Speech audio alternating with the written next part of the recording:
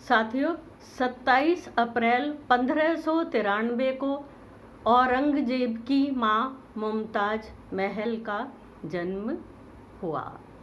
इसी कारण सूर्य मेष राशि में और उसी के साथ बुध भी, यानी प्रसिद्धि और प्रताप के लिए जाना जाने वाला प्रसिद्ध बुधादित्य योग। चंद्रमा स्वग्रही कर्क का, शुक्र मीन में उच्च का, शनि तुला में उच्च का। जिसके नाम पर ताजमहल आज भी खड़ा है वो कुंडली कुछ खास तो होनी ही थी। शुक्र के साथ ही मीन राशि में केतु, यानी शुक्र की ही उच्च राशि में, पर धरती पर पूर्ण बनकर भगवान ने आज तक किसी को नहीं भेजा। संतान का कारक बृहस्पति राहु के साथ गुरु चांडाल योग में। मुमताज महल जीवन भर बच्चे ही पैदा करती रहीं। कहते हैं माँ जब बच्चों को जन्म दे तो उसे बहुत अनुकूल वातावरण मिलना चाहिए। मुमताज महल हमेशा गर्भवती ही रहीं। उन्होंने 14 बच्चों को जन्म दिया। कल्पना करिए, जिस जमाने में वैद्य तो बहुत अच्छे थे पर प्रसव बहुत पीड़ाकारक होता था, जिसे उन्होंने अनवरत सहा। बहुत सुखद स्थिति तो नहीं है।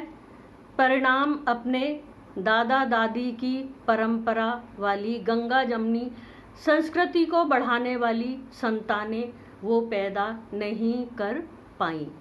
सब जानते हैं उस संस्कृति के स्थान पर जो सोच काम कर रही थी वो इमारतों के द्वारा सदा के लिए स्वयं को स्थापित कर लेने की चाहना ही रही होगी। अन्यथा उनके पुरखों की परंपरा को ध्वस्त कर हिंदू स्थापत्य को समाप्त करने की इच्छा बलवती नहीं होनी चाहिए थी। कौन जाने ये सत्य है या झूठ, ताजमहल प्रेम में बनवाया गया या उसकी नींव नूरजहां अपने पिता की याद में उनकी कब्रगाह बनवाकर कर चुकी थी।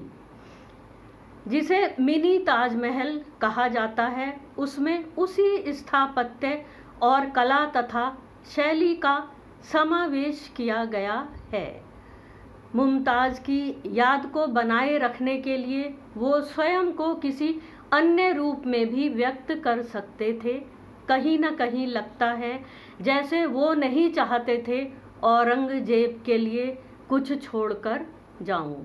कहावत सही ही है, पूत सपूत तो क्यों संचय और पूत कपूत तो क्या संचय। शाही खजाना ताजमहल के लिए पूरा खत्म हो चुका था और वो अपने ही पुत्र की कैद में नज़र बंद थे, साथ ही अकेलापन झेलते हुए, क्योंकि मुमताज महल की मृत्यु सिर्फ 38 वर्ष की आयु में हो गई थी और वो पूरे जीवन शाहजहां के लिए बच्चे ही पैदा करती रही।